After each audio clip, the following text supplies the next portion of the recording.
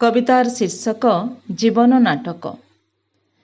ए दुनिया रंगमंचे जीवन नाटक आमे जेते कलाकार देखाऊ छटक। नाना रंग मुखे बोली भिन्न चरित्र रे अभिनय करू सर्वे जे जहा प्रकारे। हसलुह सुख दुख संगीत रे भरा छलकूट दया क्षमा कौतुक पसरा। परम पिता परमात्मा निर्देशक होई चरित्रर भलमंद दियंती बताई। ताली सह गाଳି दियंती देखणा हारिए नाटक देखिण शिक्षा लभंती सभिए। निर्देशक आज्ञा जेबे अवज्ञा होइब नाटकरे तेबे व्यतिक्रम देखादेव।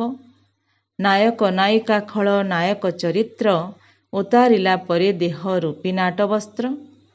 रही जाए अनादि से अविनाशी आत्मा कृतकर्म जानी फल दियंती परमात्मा।